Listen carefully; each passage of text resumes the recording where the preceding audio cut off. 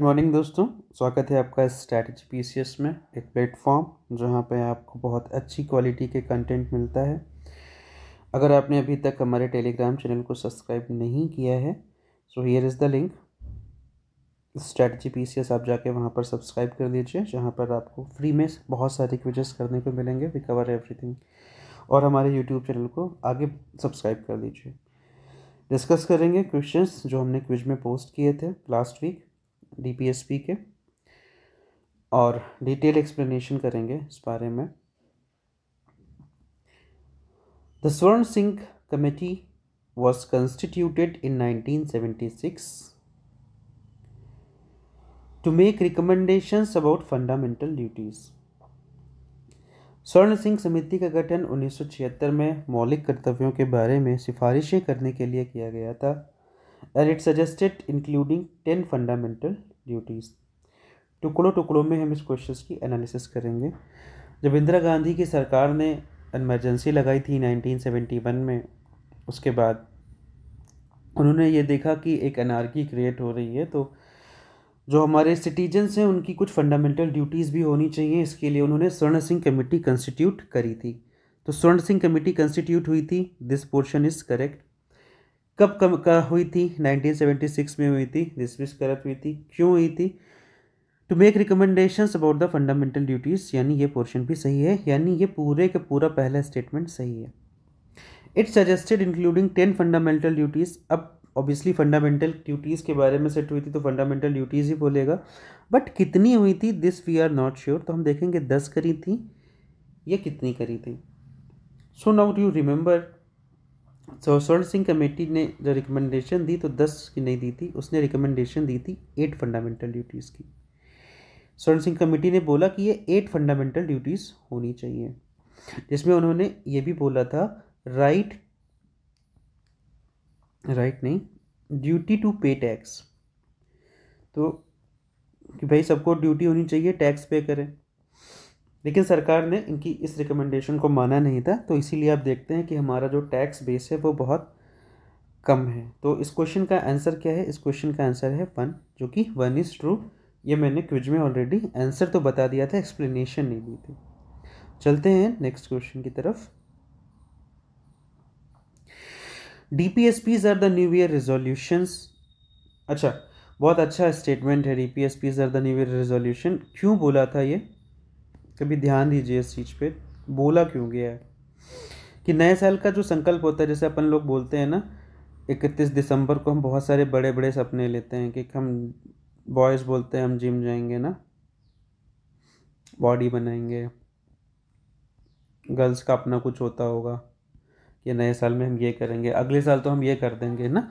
और वो क्या होता है, आते आते 5-10 जनवरी तक आते आते हमारा रेजोल्यूशन टूट जाता है, होता उसका कुछ नहीं है। तो DPSP को इसीलिए नए साल का संकल्प बोला गया है, न्यू ईयर रेजोल्यूशन बोला गया है, क्योंकि DPSP भी कुछ खास कर नहीं पाते। उसका रीज़न क्या है, कुछ कर क्यों नहीं पाते हैं? उसका रीज़न ये है क्योंकि ये नॉन जस्टिशिएबल होते हैं। नॉन जस्टिशिएबल होते हैं यानी आप इनको एनफोर्स नहीं करा सकते हो कोर्ट में ये इन्फोर्स नहीं करा सकते हो। ये सिर्फ एक वो होते हैं कि डायरेक्टिव्स टू स्टेट होते हैं, ये डायरेक्टिव्स होते हैं, नॉट ना कि ऑर्डर्स। तो स्टेट चाहे, गवर्नमेंट चाहे तो इनको फॉलो करे, गवर्नमेंट ना चाहे तो इनको फॉलो ना करे। इसलिए क्योंकि इनकी कोई लीगल फोर्स नहीं होती। ठीक, इन शॉर्ट अगर आप बोलो तो इनकी कोई लीगल फोर्स नहीं होती है, इसीलिए इनको न्यू ईयर का रेजोल्यूशन कहते हैं। किसने कहा है ये तो मैं आपको बता देता हूँ, ये कहा है नसीरुद्दीन ने। इसका करेक्ट आंसर है नसीरुद्दीन। बट और लोगों ने भी बहुत सारे स्टेटमेंट बोले हैं, जैसे केसी वियर ने बोला है कि इट इज़ ए वेरिटेबल, नहीं, टीटी कृष्णामाचारी ने बोला है कि this is veritable dustbin of sentiments. क्या बोला है? Veritable dustbin of sentiments.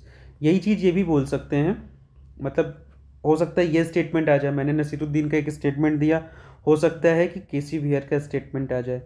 केटी शाह ने डायरेक्टिव प्रिंसिपल्स को बोला कि these are nothing but pious superfluities. Ivor Jennings ने इनको बोला था पायस एस्पिरेशंस। तो बहुत सारे नाम दिए गए कि करना कि बहुत कुछ चाहते हैं लेकिन कर कुछ नहीं पा रहे हैं, तो डायरेक्टिव प्रिंसिपल किसी काम के नहीं है, इसलिए हम इसको फिर ये सब नाम वाम दे रहे हैं। नेक्स्ट क्वेश्चन पे चलते हैं। Maternity relief is provided under which article? ये आर्टिकल 42 है, ठीक है, this is the correct answer, article 42। चलते हैं next. Raising the standard of nutrition is a DPSP which comes which under article. तो ये सबसे पहले तो डीपीएसपी के जितने भी आर्टिकल हैं सारे आप लोग याद कर लेना, इससे क्वेश्चंस बनते हैं। इस क्वेश्चंस का आंसर है आर्टिकल 47। चलते हैं नेक्स्ट टॉपिक पे। Fundamental duties of citizens are incorporated in which article? ये है आर्टिकल 51A। ये बहुत इंपॉर्टेंट है, अगेन आपको पूरी सीक्वेंस इसमें आपको याद रखनी है कि स्वर्ण सिंह कमेटी बनी 1976 में, उसने रिकमेंड किया 8 फंडामेंटल ड्यूटीज़, उसमें से कुछ सरकार ने ली कुछ नहीं ली। 10 फंडामेंटल ड्यूटीज़ सरकार ने ऐड करी। उसके लिए पार्ट 4A में एक नया वो जोड़ा गया था, पार्ट 4A में एक नया आर्टिकल था, आर्टिकल 51A, और इस तरह से आपके फंडामेंटल ड्यूटीज़ इनकॉर्पोरेट किए गए थे। पायस सुपरफ्लुइटीज़ का यूज़ किसके लिए किया जाता है? अभी ऊपर मैंने समझाया था। पायस सुपरफ्लुइटीज़ वही मतलब कि सोचते तो अच्छा है कर कुछ नहीं पा रहे हैं। ये चीज़ किसके बारे में? Fundamental duties. भाई फंडामेंटल ड्यूटीज़ या फंडामेंटल राइट या डीपीएसपी या इमरजेंसी प्रोविज़न। इमरजेंसी प्रोविज़न तो कहीं से भी पायस नहीं हो सकते, इसको क्रॉस कर दीजिए। डीपीएसपी या फंडामेंटल राइट, ये फंडामेंटल राइट सुपरफ्लुअस नहीं है, क्योंकि फंडामेंटल राइट का डिफेंडर कौन है? सुप्रीम कोर्ट ऑफ इंडिया है। आप किसी के फंडामेंटल राइट को वॉलेट करके देखो, चंद्रचूड़ जी डंडा कर देंगे। फंडामेंटल ड्यूटीज़ तो पायस हैं, ऑब्वियसली होती हैं तो सबको करनी ही करनी है, बट इसका जो आंसर है वो है डीपीएसपी, ठीक है, अभी मैंने ऊपर समझाया भी था आपको। Which of the following article is concern with the abolition of untouchability? अस्पृश्यता से उन्मूलन से संबंधित है आर्टिकल 17, ठीक है। Military titles are allowed to be prefixed, titles like Padma Shri, Bharat Ratna can not be prefixed. तो मिलिट्री टाइटल्स अलाउड रहते हैं हमारे यहाँ, आर्टिकल 18 है सबसे पहले तो इन सब चीज़ों के बारे में बताने वाला। मिलिट्री टाइटल्स हमारे यहाँ अलाउड होते हैं प्रॉपरली। उसमें जैसे पद्म श्री, भारत रत्न, आप इसको प्रीफिक्स नहीं कर सकते हो, तो पहला भी सही है दूसरा भी सही है, दोनों सही हैं। अब हम बात करेंगे एक बहुत ही इंपॉर्टेंट टॉपिक के, बहुत इंपॉर्टेंट, मेरा प्रिय क्वेश्चन नहीं है, ठीक है। Shadow cabinet is a feature of USA cabinet और kitchen cabinet is a feature of British parliament. पहले तो मैं आपको बताता हूँ शैडो कैबिनेट होती क्या है। शैडो कैबिनेट ये होती है कि ये किसी पार्टी के लोग हैं ABCD, तो अपोजिशन क्या करती है, इनके सामने अपने मेंबर पार्क कर देती है, ABCD मेंबर पार्क कर देती है, मतलब इसके फंक्शन की तरह रेप्लिकेट करते हैं। तो इन केस कर को ये गवर्नमेंट कोलैप्स कर जाती है, तो सरकार जो होती है इमीडिएटली ये गवर्नमेंट अपना संभाल लेती है और सदन के चलने में कोई समस्या नहीं आती। ये फीचर है तुम्हारा ब्रिटेन की ब्रिटिश पार्लियामेंट का, तो ब्रिटिश पार्लियामेंट में शैडो कैबिनेट होती है, इसलिए पहला आंसर तो गलत हो गया, ठीक। किचन कैबिनेट क्या होती है? किचन कैबिनेट का मतलब ये होता है कि जैसे किचन में तुमने देखा है भाभियाँ और इधर के लोग आपस में गुप शुप करके चीज़ें कर लेते हैं, तो वैसे किचन कैबिनेट में होता है कि क्लोज ऐड होते हैं, वो जो क्लोज ऐड होते हैं उनसे सलाह लेके सरकार चलती है। तो this kitchen cabinet is a feature of USA. ये मल्टीपल टाइम आपको एग्जाम में मिलेगा, तो इसका आंसर है both are false. In India parliament is supreme, Indian parliamentary system is taken from Britain. Obviously Indian parliamentary system is taken from Britain, इसमें किसी को कोई डाउट नहीं है, ये करेक्ट है। बट पार्लियामेंट हमारे यहाँ सुप्रीम है कहने के लिए नहीं, बिकॉज बहुत सारे उस पर इफ एंड बट हैं। जैसे हमारे यहाँ कंसेप्ट है जुडिशियल रिव्यू का, आप कुछ ऐसा करो जुडिशरी उसको क्या करेगी, नल एंड वॉइड कर देगी।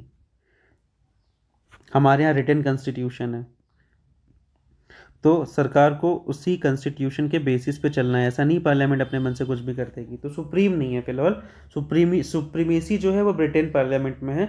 हमने ब्रिटेन पार्लियामेंट से सिस्टम तो ले लिया, बट हमने इसको सुप्रीम नहीं बनाया। Secular term was added in the Constitution, 42nd Amendment. So thanks for watching.